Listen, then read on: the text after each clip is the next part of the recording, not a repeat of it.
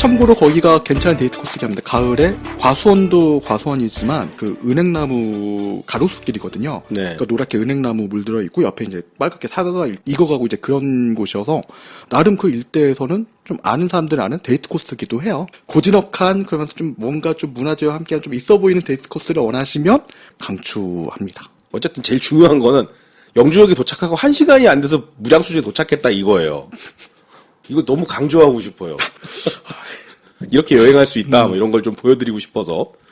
자, 그래서 무량수전 앞에 도착을 했는데, 전 베를린 기둥을 처음 봤잖아요. 진짜 굉장히 기대를 많이 했단 말이에요. 네. 서적을 통해서 머릿속에서 너무 아름답게 각인이 돼 있었기 때문에, 그냥 저 같은 사람 눈에는 그냥 조금 이쁘게 생긴 나무 기둥이었어요. 네. 그러면서 이게 왜 이렇게까지 미학적인 가치가 있는 것처럼 포장이 되어 있을까? 근데 그걸 알 수가 없었던 게 저의 가장 안타까운 마음이었습니다. 부석사 무량수전의 진짜 예쁨은 마당에서 겉에서 본 그게 아니라 안에 들어가가지고 그 부처님 있는 그 공간의 내부 그 기둥들, 지붕들 그 목 가구 구조를 봤었을 때 저는 그때 진짜 예쁘다. 이게 탄탄하다. 저는 그걸 느꼈거든요. 그래서 혹시라도 나중에 부석사 가실 때 안에 있는 기둥이랑 지붕들, 가구 구조를 보시면 확실히 밖에서 보는 거하고 좀 다른 거를 느끼실 수가 있을 겁니다. 제 나름대로는 목조 건축물이 갖고 있는 운치를 확실히 느낄 수 있다. 그 단청이 낡았는데 낡은 그대로 놔뒀던 게 더 좋았다. 네. 겁니다. 인위적으로 채색을 해서 나 단청이에요 이 느낌을 주는 게 아니라 보통 사찰에 오면은 단청이 돋보이는데 여기 단청이 왜 없지라고 생각하면서 처마를 유심히 쳐다볼 때 그 안쪽에서 뭔가 색감이 어리더리더리 나타나는 이 느낌. 그동안 우리가 너무 이렇게 막 모델하우스처럼 만들어진 그렇게 복원되어져 있는 것들만 많이 봤었는데 거기에 익숙해져서 그런 것이 아닐까. 그래서 거꾸로 베를린 기둥의 아름다움을 느끼지 못한 게 베를린 기둥이 예쁘지 않아서가 아니라 내가 이런 고건축물이라든가 미술에 대한 감각이 없기 때문에 거기서 아무런 감흥을 느끼지 못한 것이 아닌가 하는 좀 반성? 오래된 사찰을 자주 답사해봐야 되겠구나 이런 생각을 또 갖게 된 거죠. 무량수전은 단청이 거의 없다고 해도 무방할 정도이긴 한데 우선 부석사 무량수전이 고려시대 때 건축물이죠. 네네. 우리나라에서 지금 현재 남아있는 목조 건축 중에서는 1위가 이제 만동 봉정사 극락전이고 두 번째, 세 번째가 이제 부석사 무량수전, 예산 수덕사 대웅전. 참고로 예산 수덕사 대웅전 앞에서 보는 경치도 부석사 무량수전 앞에서 보는 경치랑 약간 비슷하긴 합니다. 네네. 그래서 개인적으로는 부석사 무량수전보다는 수덕사 대웅전이 좀 더 건물이 예뻤어요. 근데 수덕사 대웅전도 그렇고요. 안동 봉정사 극락전도 그렇고 우리 이번에 못 갔지만 저 안쪽에 그 부석사 조사당도 고려시대 건물인데 거의 다 단청이 없어요. 그 다음에 또 베를린 기둥을 가장 크게 볼 수 있는 곳이 강릉 객사문이에요. 거기도 국보로 돼 있고 또 고려시대 건축인데 부석사 무량수전만 베를린 기둥인 게 아닌 거군요. 네, 그러니까. 베를린 기둥은 사람 배 생각하시면 돼요. 기둥을 높게 세우면 멀리서 보면은 지붕이 더 크니까 착지 오목하게 때문에 보이기 때문에. 네네. 그것을 막기 위해서 이제 일부러 이렇게 해준 거거든요. 그리고 안정감을 더 확보시키기 위해서 시각적으로 봤을 때. 그래서 이거를 미학적인 가치가 있다라고 높게 평가한 이유가 그런 거군요. 근데 그 이전에는 하여튼 기능적인 게 더 우선이었다는 거죠. 그러니까 똑바로 기둥을 세웠을 경우에 멀리서 보면은 지붕에 시선이 가기도 하고 홀쭉하게 들어가 있는 그래서 좀 불안정하게 보이는 그런 착시 현상이 생긴데 그걸 막기 위해서 일부러 이제 가운데를 근데 더 정확히 이야기하면 정 가운데 부분이 볼록 튀어나온 게 아니라 그 아래에서 3분의 1 지점. 호리병 같은 느낌이 네, 나는 거예요? 그렇죠. 좀 더 아래 3분의 1 쪽이 가장 풍만하게. 그래서 사람 배 나온 게 약간 그런 느낌이니까. 네, 말 그대로 그 베를린입니다. 베를린 것처럼. 근데 그 베를린 폭이 가장 큰 데가 강릉 객사문이에요. 하여튼 그런 고려시대 건축들은 다 그 단청이 없어요. 이게 고려시대 때 건축 그림이나 이게 남아있는 게 없다 보니까 우리가 흔히 알고 있는 그런 단초가 조선시대 때 궁궐 단청이거든요. 그걸 딱 적용하지 않았던 게 아닐까. 그래서 요번에 부석사에서 봤던 단청은 색깔이 바래져가고 바래져가는 게 보여졌던 네, 거군요. 그렇죠. 한편으로도 단청 없는 건물이 더 고풍스럽게 보이고 전주도 전라가명을 이번에 보고를 했거든요. 가명이라 하면 이제 오늘날로 이야기하면 도청인데 이제 그때 당시 조선은 팔도 체제였으니까 전주 전라가명이 지금의 전라남북도 광주 제주까지 다 관할하던 이제 그런 관찰사가 살던 건물이다 보니까 그 전주에 있는 건물 중에서는 가장 크고 가장 웅장하고 가장 규모가 있는 건물이었겠죠. 그리고 단청이라는 것 자체가 기능적으로 부식이랄지 이런 걸 막는 역할이 가장 큰 것도 있지만 건물의 격 위계를 상징하는 거거든요. 그래서 가장 위계가 높은 건물은 금단청이라고 해가지고 가장 화려한 것들을 다 하고요. 그 위계가 낮을수록 그 하나씩 다 빠져요. 검소해진다는 네, 얘기죠. 전라가명은 분명히 단청을 했었을 거라는 생각이 들어요. 제 생각은. 그리고 전주가 가명을 가장 늦게 복원을 했는데 전주 전에 복원을 했던 뭐 대구의 경상가명이랄지 그 원주의 강원가명이랄지 공주의 충청가명이랄지 다 단청을 해놨는데 전라가명은 이번에 안 했거든요. 단청을 안 했던 이유 중에 하나가 복원의 기본이 됐던 게 전주 부성도에 기반을 해가지고 복원을 했고 전주 부성도에는 단청이 그려져 있지 않다 보니까 한 건데 근데 한편으로는 오히려 그 단청 안 한 게 더 멋있어 보이는 것 같기도 하고 이야기가 너무 딴정하게 했는데 부석사 이야기가 좀 길어지고 그러니까요. 있는데 근데 부석사 이야기 할 게 굉장히 많아요. 그쵸. 한국 건축사에서 차지하는 위상이 워낙 큰 곳이기 때문에 그런 것도 있긴 있죠. 네. 부석사 전설이 있잖아요. 궁예 전설도 있죠. 부석사 가기 전에는 궁예 전설밖에 제가 몰랐거든요. 아. 하도 태조 왕건에서 그쵸. 너무 강렬한 장면. 네. 궁예가 불화에다가 칼을 꽂았는데 거기서 피가 흘러나오고 칼을 뽑을 수가 없었는데 그때 소년 왕건이 단검을 뽑아가지고 그 흘러나오는 피를 멎게 하고 뭐 이런 믿거나 말거나 전설 따라 삼천리 이런 내용이 나와서 궁예가 여기까지 왔단 말이야. 뭐 이런저런 생각을 할 수 있는 그런 계기이기도 했었는데요. 궁예가 부석사를 간 이유가 그 신라의 유명한 고승 두 분이 짜라고 나타나시죠. 네. 원효와 의상. 네. 원효 대사는 육두품 출신으로 이제 파계승에서 좀 민중 쪽으로 가신 분이고, 네네. 의상 대사는 이제 진골 출신으로 당나라까지 유학하셔가지고 이제 퍼트린 종파가 이제 화엄종이고, 화엄종은 교종 중에서도 좀 화엄 사상 뭐 그게 네, 거잖아요. 그 결국 하나로 이제 하는 일신박 이런 게 강해요. 그러다 보니까 그 왕권에 더 좀 친한. 그래서 오교구산박 들으셨을 건데 오교가 막 무슨 뭐 열반종이나 뭐네 해가지고 그랬던 네네네. 거고. 그게 통일신라 초기고 나중에 이제 선종 들어오면서 이제 구산 얘기하죠. 구산선문 얘기하잖아요. 근데 그 교종 중에서도 가장 왕실 친화적인 게 화엄종이었고 의상대사가 왕실의 지원을 받아가지고 화엄 10차례라고 해가지고 전국에 10개 사찰을 지어요. 그 중에 1타가 부석사였던 거예요. 아. 경주 가까운 곳에도 있지만 영주 부석사랄지 그 구례 화엄사 같은 경우는 신라 통일 바로 직전 기준으로 따지면 거의 변방에다가 지금 지은 거잖아요. 그렇죠. 거기가 이제 경계선인 곳. 네, 그러니까 거기 어떻게 보면 왕실 중심의 종교의 포교 전진 기지였던 거죠. 아. 궁예는 말 그대로 어떻게 보면 신라 왕실의 자제지만 버림받았고 결국 호족 입장이 돼가지고 짜내고 나타난 거잖아요. 그럼 당연히 그 신라 왕권의 반항적일 수밖에 없는데 그 부석사에 왔다는 거는 도전을 의미를 하는 그럴 거군요. 수도 있죠. 예, 내가 이제 맞짱 뜨러 접수했다. 내가 내지는. 왔다. 뭐 이런. 저는 이제 부석사의 전설이 부석에서 나온 줄은 몰랐던 거예요. 네. 제가 연인들이 가기 좋은 절이라고 했던 이유 중에 하나가 전설 때문인데 그 원래 이제 화엄십찰 부석사 할 때 이제 의상대사가 당나라 유학을 갔다고 했잖아요. 네. 그때 유학 갔었을 때 묵었던 하숙집에 딸이 있었었는데 선묘라는 낭자였어요. 근데 의상대사가 잘생기셨나 봐요. 그러니까 스님인데도 불구하고 짝사랑에 빠진 거죠. 짝사랑에 빠져가지고 막 어떻게 고백할까 했는데 근데 그 스님이다 보니까 고백도 못 하잖아요. 그래도 혹시나 해가지고 마음은 졸이고 있었는데 언젠간 날 돌아봐 주지 않을까. 네. 막. 근데 신라가 668년에 통일은 했지만 나당 전쟁 해가지고 676년에 이제 완전히 신라가 당나라 세력 몰아내고 통일했다고 하잖아요. 네네. 668년하고 676년 사이인데 네. 의상대사가 그때 돌아오잖아요. 네. 그때 당나라가 신라 쳐들어올 거라 그런 얘기를 듣고는 알려야겠다 해가지고 급하게 귀국했다는 얘기가 있잖아요. 네네네. 그러니까 당연히 하숙집에다가도 제대로 알리지 못하고 신라가는 배를 탔겠죠. 네. 그때 선묘가 뒤늦게 이제 그 사실을 알아가지고는 어떻게 하다가 떠나가는 배를 보면서 몸을 던졌다고 해요.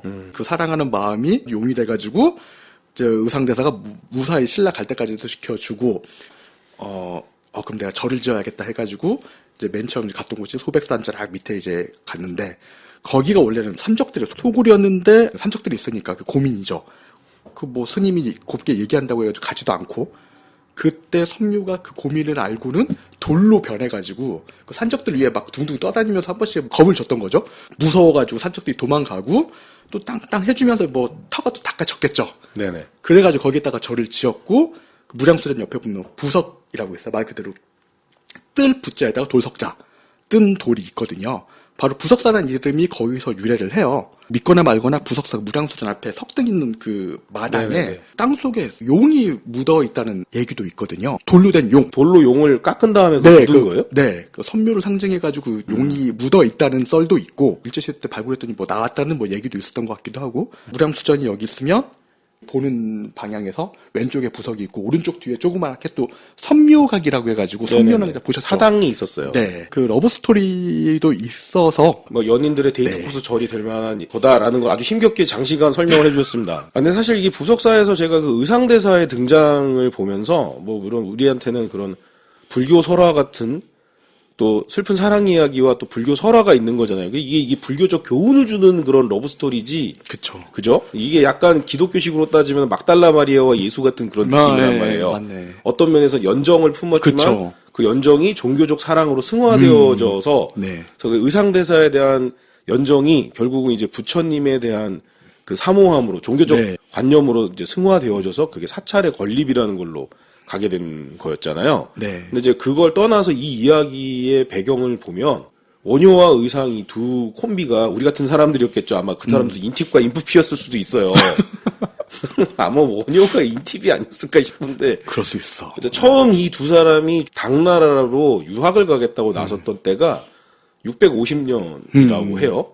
근데 그때가 언제냐면 648년에 나중에 태종 무열왕이 되는 김춘추가 외교한다고 고구려 갔다가 연개소문한테 잡혀가지고 그 옥에 갇혔던 때가 648년이거든요. 그때 그 당나라가 보내달라고 그랬다가 막혔잖아요. 네, 맞아요. 그래서 아주 김유신의 첩보작전과 특공작전에 의해서 탈출해가지고 이렇게 귀환하는데 성공을 하고 2년 후였던 거예요. 그래서 이 둘이 몰래 잠행을 해서 갔다가 650년에 요동 땅에서 첩자로 몰려서 잡혀가지고 다시 돌아오게 됐던 거죠. 그러고 나서 10년 후인 660년 문무왕 원년에 그러니까 이제 그 나당연합군에 의해서 백제를 멸망시킨 다음에 그제서야 당나라로 가는 길이 열려서 그때 유학을 가게 된 겁니다. 네. 그때 의상은 가고 원효는 가지 네. 않았던 그쵸. 거죠. 그래서 가서 10년 공부해가지고 돌아오게 되는데 이 내용이 되게 재밌어요. 여기서 갑자기 서유기와 관련된 얘기가 나옵니다. 그게 왜 원효와 의상이 당나라에 가려고 했냐면 삼장법사가 천축국 가서 가져왔다는 경전을 배우겠다고 네. 그러니까 정통 불교를 배우러 가겠다고 얘기를 한 거예요. 사실 그 전에 불교는 약간 좀 소승불교적인 느낌이라고 해야 될까요? 좀 대중적인 불교는 아니었던 거죠. 물론 이제 삼국시대 각 국가가 왕권 중심의 고대 국가로 가기 위해서 국가 규범의 하나로 불교를 국교화하면서 좀 어느 정도 대승불교로 가는 사실 우리나라 한반도에 맨 처음에 들어왔던 불교가 소승불교거든요. 네, 그죠. 김수로왕의 부인이었던 호황옥의 오빠가 승려였잖아요. 근데 라마교 승려가로 이렇게 등장을 해요. 그러니까 이미 소승불교가 먼저 상륙을 했던 터라 어떤 불교의 패턴이 바뀌는 시기. 이제 신라가 한반도 전체를 다스릴 수 있는 일종의 영적 OS로서 대승불교를 좀 어떻게 더 확산시켜보고자 하는 그런 기운 속에서 이런 일들이 있었던 거거든요. 성녀의 이야기는 남녀 간의 러브스토리를 넘어서 종교적인 얘기로 승화되지만 어떤 면에서는 대권 가도를 위해서는 거룩한 희생이 필요하다라는 거를 은유적으로 보여주는 이야기일 수도 있겠다.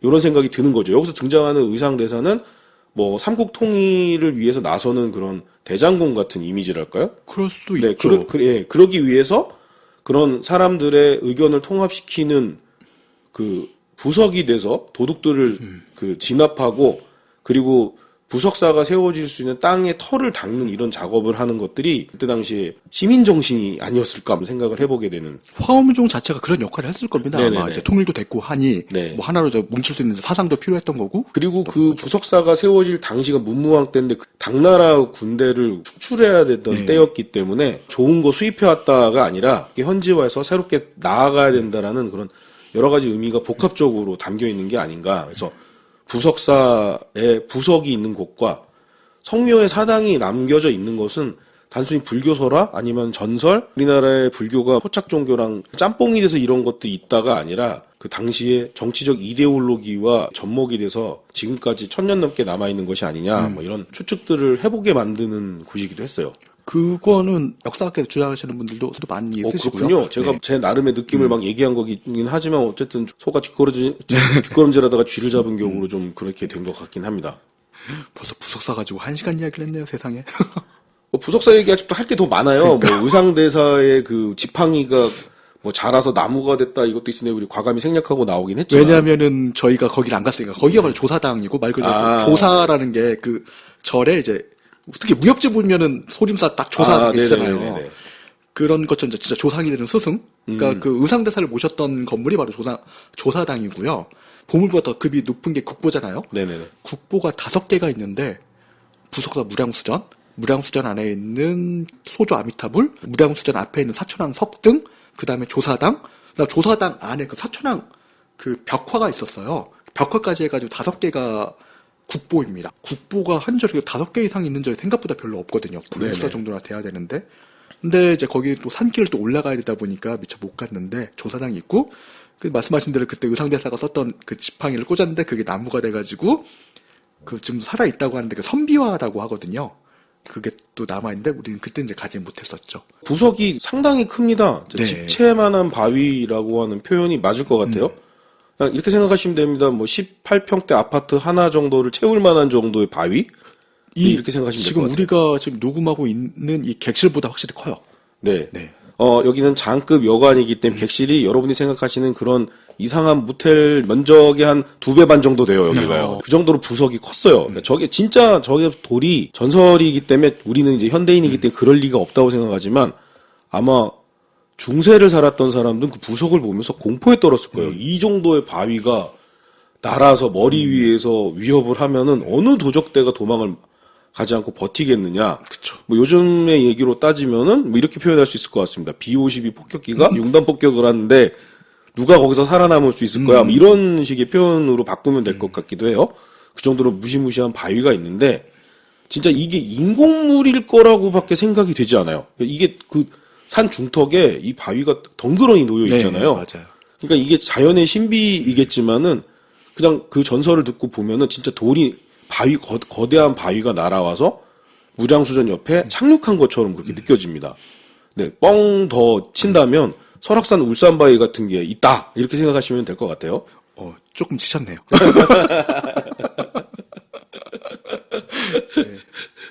네, 그래서 그 부석 전설도 뭐 진짜 부석을 바라보면서 생각할 수 있어서 참 재밌었고요. 저희가 이야기를 좀 뭐 빨리 뭐 하고 싶은 얘기를 하다 보니까 빼먹은 게 있는데 무량수전에 대한 설명을 빼놓으신 게 하나 있어요. 무량수전 안은 촬영이 금지돼 있기 때문에 네, 그쵸. 저희들이 촬영한 게 없습니다.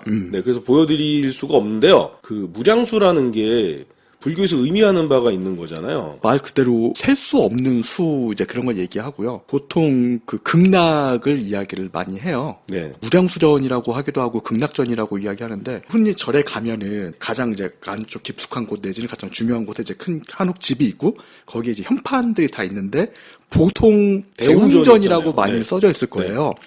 근데 자세히 보시면 그 현판이 다 이름이 달라요. 다를 수밖에 없겠죠. 절 가시면은 건물이 하나만 있는 게 아니라 여러 가지가 있으니까. 대웅전 말고도 뭐 무량수전, 극락전, 약사전, 관음전, 원통보전, 대적광전, 비로전 이런 식으로 막 써져 있는 게 많거든요. 어느 부처님을 모시고 있는 네, 그걸 알 수가 것인가 있어요. 이게 이제 거기 써 있는 네. 거잖아요. 중생들이 워낙 바라는 게 많다 보니까 원래는 하나였었는데 부처님이 이제 몇 생을 거듭해가지고 부처로 태어날 수밖에 없는 인연에 의해서 이제 부처가 되신 거거든요. 그런 이제 과거, 현재 그 과정들도 다 부처가 되는 거고요. 또 더 나아가서 왜 분신술 얘기하잖아요. 그것도 이제 네네. 불교 쪽에서 나온 건데 중생이 원하는 것들에 맞춰서 이제 변해서 나타나시는 거예요. 맞춤형 부처가 되는 네, 거군요. 맞습니다. 네. 그래서 아픈 사람들 원하면 아픈 사람들에 맞게 약 들고 나타나시고 그 약사분이 네. 그 극락 가고 싶어요 이제 이런 분들한테는 말 그대로 즐거움이 끝이 없는 그게 다른다 할 때 극에다가 즐거울 낙자거든요. 즐거움이 그게 다른 곳이 바로 기독교로 얘기하면 천국 같은 곳이죠. 어떻게 보면 거기 계신 분은 이제 아미타불 극락을 관장하시는 분이고요. 부석사 무량수전에 계신 분은 아미타불입니다. 그 극락이 계신 분이고 그다음 대웅은 말 그대로 크고 웅장하게 되신 분 바로 석가모니 부처님을 모신 곳이 이제 대웅전이고요. 그 다음 또 경전 속에 기본이 되신 부처님, 그 온 세상의 빛과 같으신 부처님, 그분이 이제 비로자나불, 그런 부처님을 모신 곳은 대적광전, 대강보전, 비로전, 이런 식으로 되기도 하고요. 불교에서도 그 내세가 있거든요. 56억 7천만 년 후에 이제 미륵이 오셔가지고 3번의 설법을 통해서 이제 모두 다 중생을 구원한다고 하거든요. 그 미륵이 계신 미륵전 아니면 미륵 부처가 3번 설법을 한다고 했는데 그 3번 설법하는 그 설법을 용화 3회라고 해요. 3번의 모임인데 민소각자나 이런 분들은 미륵이 미르가 되고 미르가 용이 됐다고 얘기하거든요. 그래서 미륵은 그래서 용화가 되는 3번의 모임. 그래서 이제 그 미륵전, 아니면 뭐 용화전, 용화보전 이런 식으로 부석사는 말 그대로 무량수전이잖아요. 네네. 그래서 극락을 관장하시는 무량수 아미타불 부처님이 계시고 한 번씩 들어보셨을 건데 서방 극락정토, 서방세계 이렇게 얘기를 하잖아요. 뭐 서방 정토 네. 뭐 우리 뭐 고등학교 시절에 뭐 외우고 그런 거 많았잖아요. 네. 뭐 향가 뭐 이런 거 나올 때. 잘은 모르겠는데 서방인 이유 중에 하나가 해가 서쪽으로 찌다 보니까 망자의 세계가 아마 서쪽이라고 생각을 했던 것 같기도 해요. 네. 그러다 보니까 그 부석사 무량수전에 계신 부처님은 그 딱 들어가 보면은 그 우리 건물 입구 정면을 보고 계신 게 아니라 서쪽을 바라보게 앉아 계세요. 약간 방향이 다르긴 하죠. 그 부처님이 소조불이에요. 그러니까 석고, 그러니까 흙으로 빚어가지고 만든 부처님. 아, 그거는 불상의 재료에 대한 네. 저기 장르명인 거군요. 네, 소주불이라는. 네. 소조불, 뭐 네네. 석불, 철불, 금동불. 네네. 인데 그 비율이 석굴암 불상하고 좀 비슷하다는 얘기가 있어요. 사진 촬영이 불가해서 뭐 사진으로 보여드릴 수가 없습니다로 시작한 건데 그거를 길게 설명을 해주셨는데요. 즉 무슨 얘기냐면 정면에서 부처님을 볼 수가 없다 네, 이 얘기입니다. 맞아요. 예, 네네. 문이 열렸을 때 부처님이 안 보인다. 네. 전각이라고 그래야 되나요? 네. 그 건물 내에 들어가서 몸을 왼쪽으로 네, 돌렸을 때 부처님의 상을 볼 수 네. 있다. 이 쉬운 얘기를 굉장히 길게 배경 설명을 하시느라고 이렇게 말씀드렸고요. 이번 이 설명으로 저는 절을 한 대여섯 군데 갔다 온 것 같은 그런 기분이 들었어요. 그럼 이제 앞으로 나중에 우리가 이제 이렇게 여행을 다닐 건데, 네, 그만큼 이제 좀 쉬워지겠죠. 네, 설명이. 이제 뭐 쉬워지거나 안 가도 되거나 뭐 이렇게 되지 않을까 뭐 이런 생각이 좀 들기도 했습니다. 근데 저희 지금 뭐 영주를 왜 갔냐, 영주에 와서 처음에 어딜 갔냐, 부석사 얘기까지만 하는데도 지금 1시간 넘는 시간이 들었거든요. 예, 목이 좀 마른데 잠깐 쉬었다가 이제 소수서원 얘기로 넘어가도록 네, 하겠습니다. 알겠습니다. 2부로 이어집니다.